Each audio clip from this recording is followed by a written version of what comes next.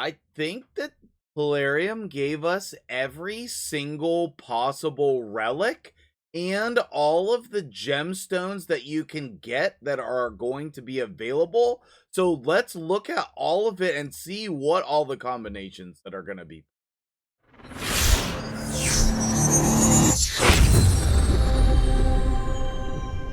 What's up, guys? MtgJedi here. How you doing today? I'm drinking some coffee. Hope you're having a good one. I'm here on the test server. I probably have a little thing I can put on screen like that. Thank you so much, Polarium, for allowing us on the test server. That is amazing. We super appreciate it. So anyway, we are on the test server and we're talking about gemstones and relics.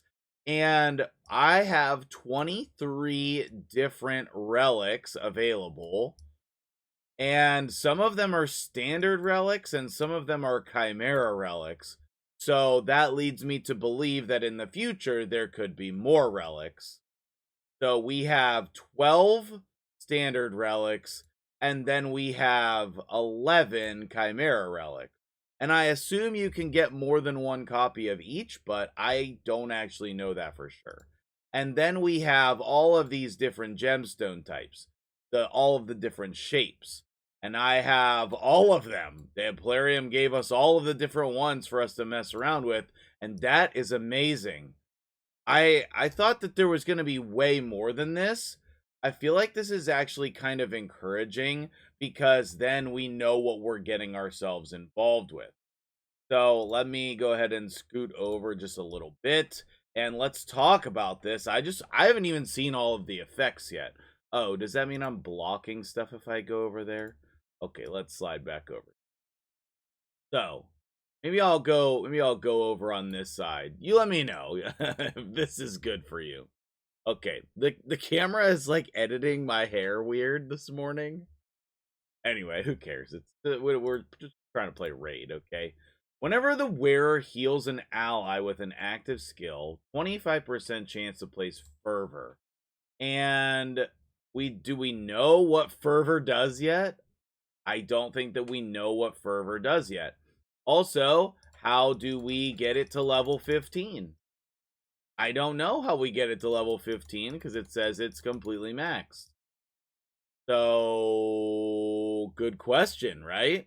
Upgrade the rank? Oh, I see. Okay, well, let's rank it up. Then it can go to 5 stars. And then we need 555 to max upgrade it. Then we can upgrade the rank again. Interesting. And then we can upgrade the level 1,000. That seems like a lot. So then it would go to level 6. So this is your 6-star mythical level 18 relic. And what does it do? It gives 24 speed? Holy crap. That one, the Hallowed Hilt, that's got to be like the GOAT. HP bonus and resistant. And then this buff chance goes to another 25, so 50% chance to place fervor. Okay, let me go explore on the test server and see if I can find out what fervor does. Okay, I don't think it's on the test server just yet. Here's all the buffs, and I don't see anything new there. So I don't think there's a lot that I can do with that. So we don't know I mean, maybe I'm wrong. We don't know what the fervor buff does. So anyway, this seems absolutely insane. Absolutely insane. And it should come to us at 4 stars. The legendaries come to us at 3 stars. And the epics at 2, the rares at 1. I believe that that is the case. So then what's this next one? A magma shield. We don't know what that is either. Okay. So cool. Let me let me see. Maybe Polarium shared this in the content creator chat or something. Okay, we'll get back to that, and I'll update you later on in the video if we actually have an answer. So we have the Magma Shield one. We have the reflecting the debuffs. Okay, so this is basically like the deflection set. Okay, and it's a 25% chance that goes up to, oh wait, yeah, it goes up to 50%. I mean, 50% to reflect back sheep seems like a very good one for arena. To reflect back Armands, all of that stuff. It does have a speed bonus as well.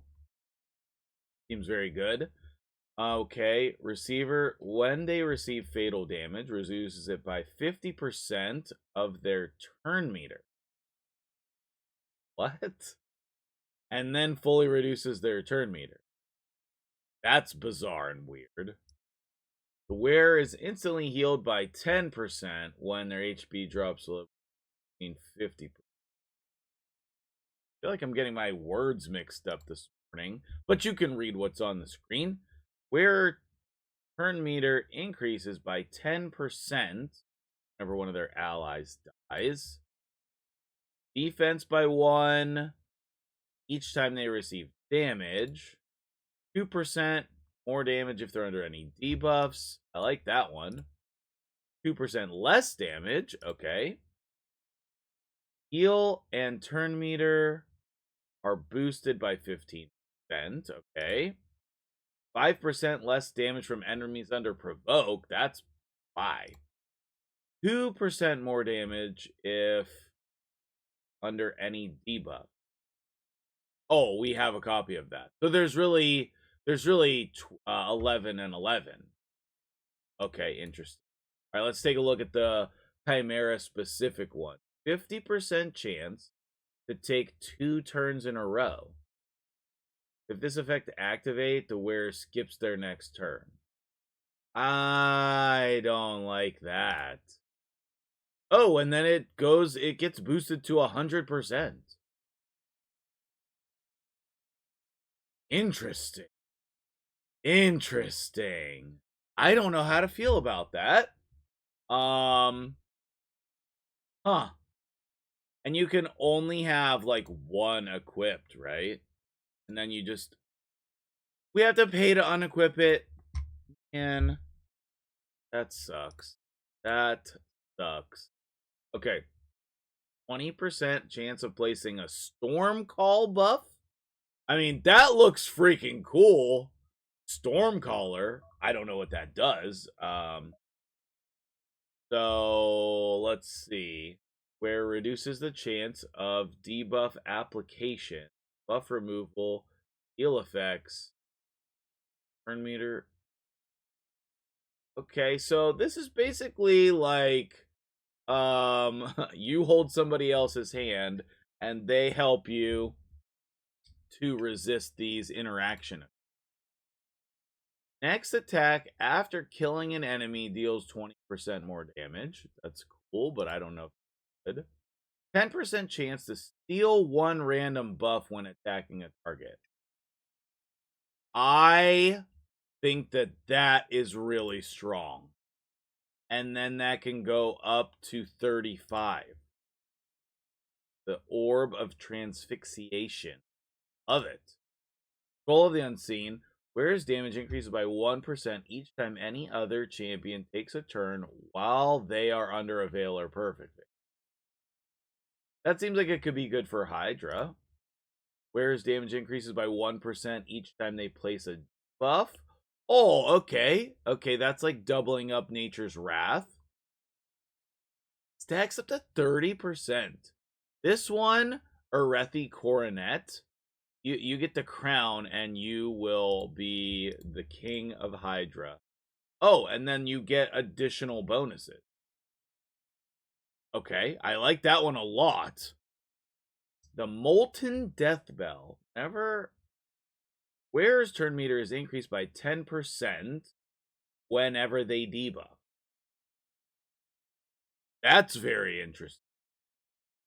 Turn meter reduction effects are boosted by 15%. Okay. I feel like this could be good early game for like Spider or, any of those dungeons where you can mess with the turn meter. Decrease. Oh, defense increases by 1% for each ally under ally protection. So it basically protects the ally protector. 20% chance to deal 10% more damage.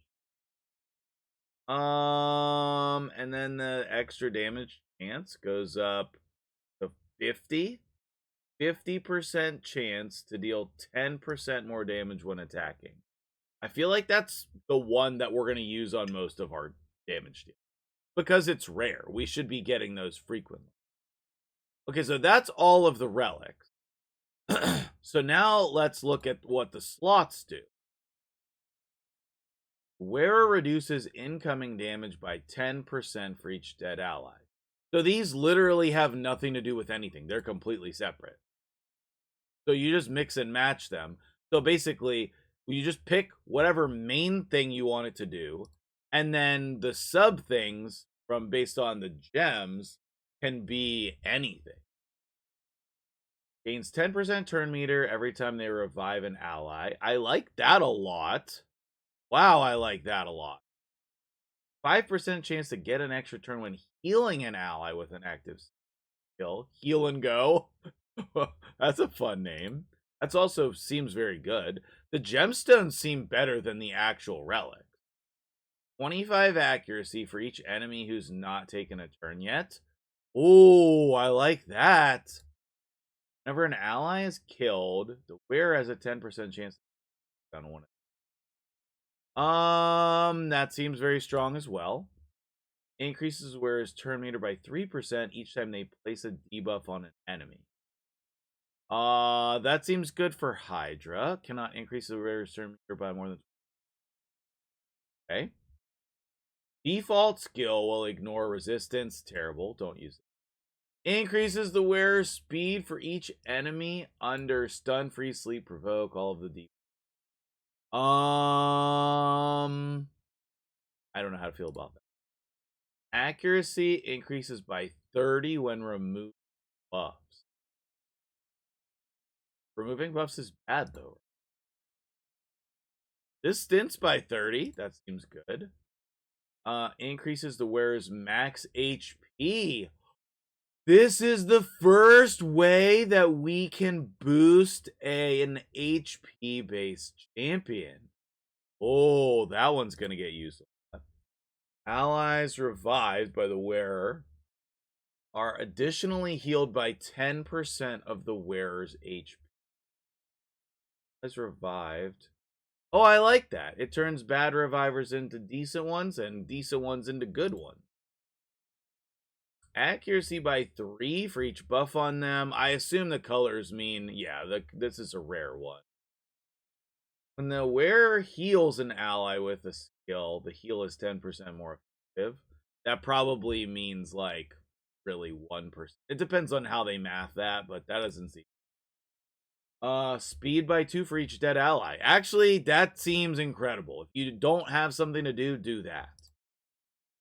When the wearer restores destroyed max HP. Oh boy. Okay. Wow.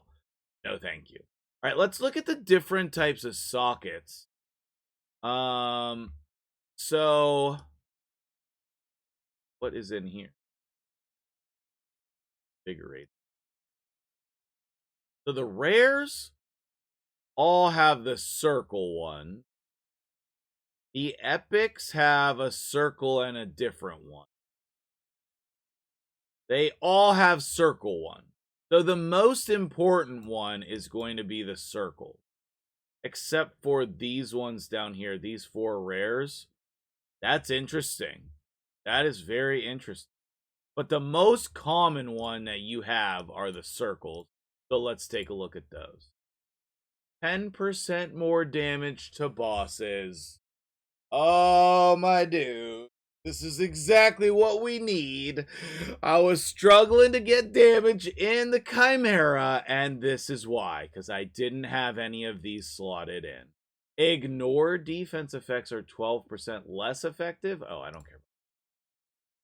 Increases all incoming damage by 10%.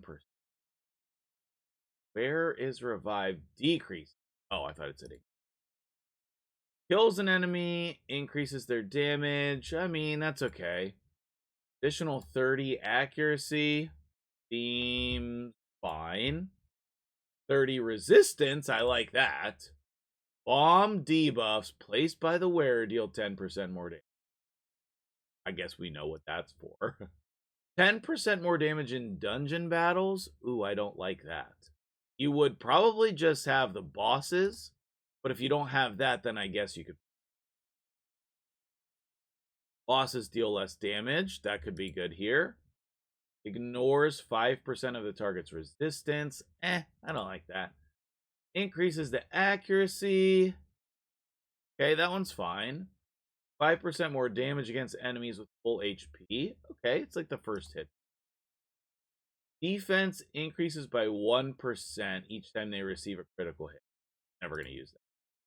Accuracy increased by 3% for each debuff. Fine. Turn meter decrease effects. Turn meter increase effects. That one seems like the most commonly good one. Because like in Hydra, you can just like boost and get a bigger effect. In Arena, you can make your champion slower. I like that one. That one seems like the best, lowest rarity one. All right. What about triangles? I feel like I did not see that many triangle slots. Like, there are literally no triangle slots in the normal relic. 0. The only triangle slots are in 1, 2, 3, 4 of the Chimera ones. So the triangle ones, I would imagine these ones are going to be really good. Where it deals 20% more damage against enemies that are debuffed. I mean, none of these are like decreased defense. It's all like crowd control. When attacking targets that are debuffed, 10% chance to repeat the attack. Okay. 8% chance to gain an extra turn after killing an enemy. The problem is none of these work on bosses. Like, I guess this could be good in Arena. Yes. 50% more damage when counterattacking. I love that. That's great. That's very good in a lot of places. After killing an enemy, the wearer's next attack will ignore... Oh, the next attack? Increases the wearer's crit damage by 10% for each enemy whose HP is at 50% or... That seems good. I think that seems good. When using multi-hit skills, each consecutive hit after the first one makes the wearer ignore 5%. So like on somebody like Marius, on somebody like Newt, on anybody with like good multi-hit skills, that's not bad. 8% chance to reset a skill's cooldown if it kills an enemy. It's like, we're not killing enemies except in Arena. I don't like that. When attacking an enemy, increases the wearer's crit rate by 5% for each active debuff on the target placed by the wearer. Just don't use that. Just build your champions with 100%. Damage increases by accuracy. You can put this on literally anybody. That's great. That is great. That is what I like to see. Target smash. Damage increases by 1% of their total accuracy, especially for damage dealers that are placing deep. So like Thor, for example, Ninja, for example. A lot of these damage dealers that we have, especially against bosses, that's great. Using multi-hit skills, each consecutive hit after the first one deals 3% more damage. What? Did we not have that one already? Multi-hit skill. Multi-hit skills. We'll ignore 3%. We'll have to figure out which one is better. Ignoring the defense or dealing more damage. But both of those are good. If no enemies taken a turn yet, the wearer's first attack will deal 10%. I like that.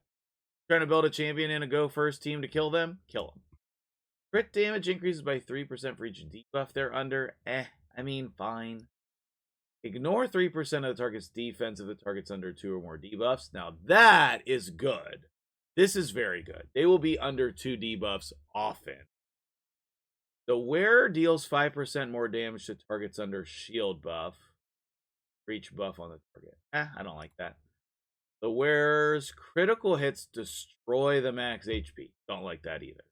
Okay, so then what do we have left? We have square and pentagonal.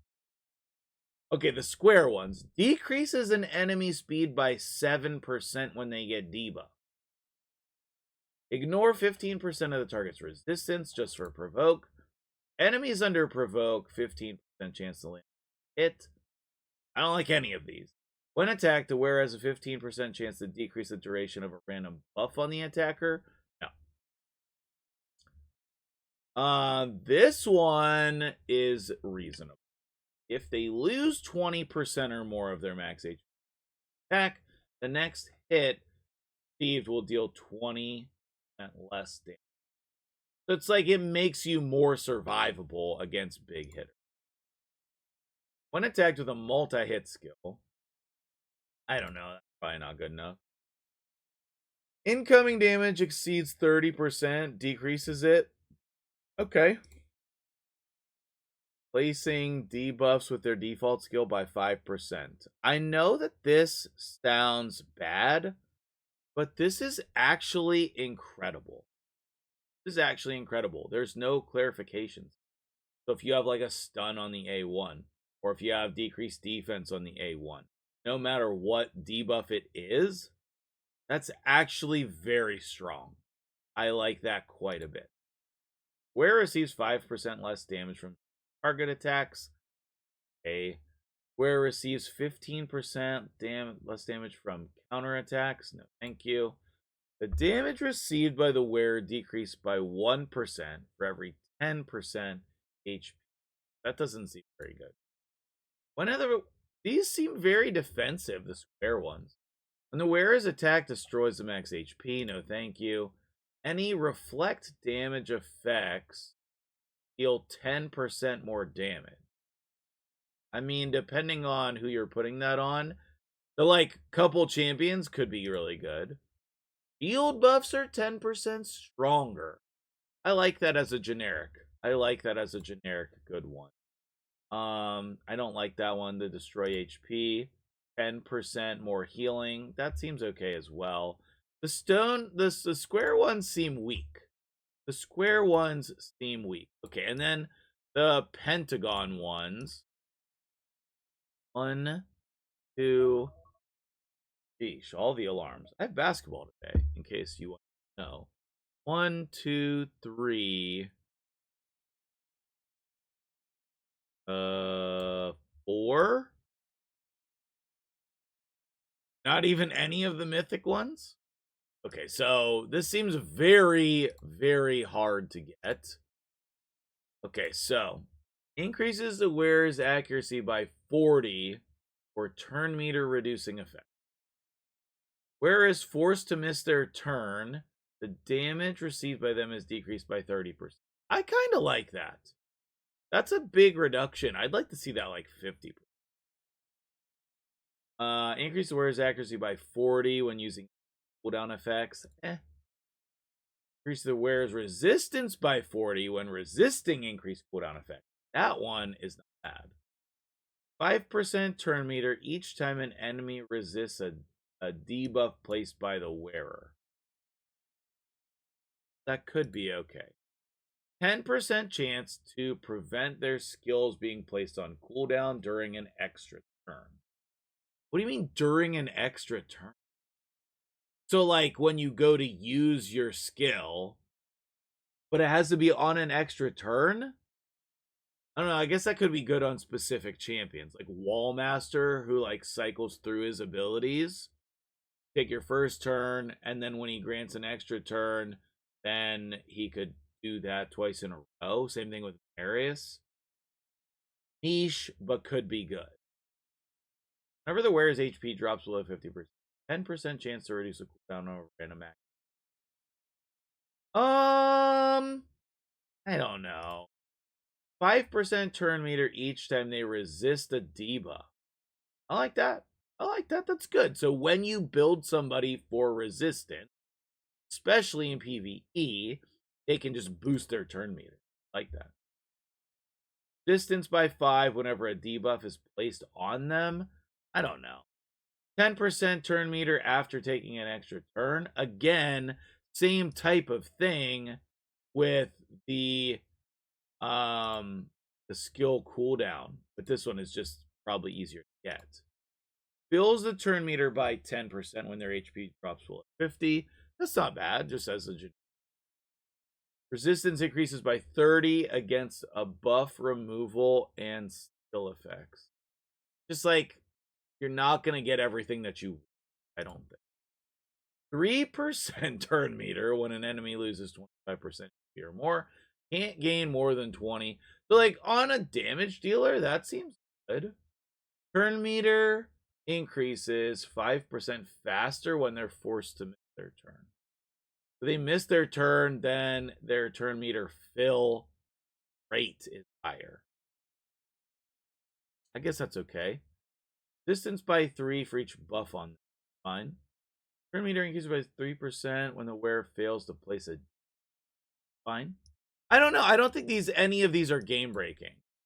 I need to see, so like, part of what I need to see is like, how often do we get these? Are we all going to have all of these?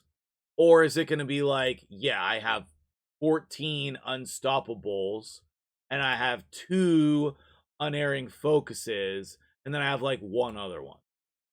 Depends on what I get. And then like, how do I choose? So there's 2 things that you need to decide. Well, based on which ones that you have, which relics that you have, you need to decide which relic you would put on somebody for the relics effect, but you might just put a relic on somebody for the gemstones effect. So there's like multiple layers.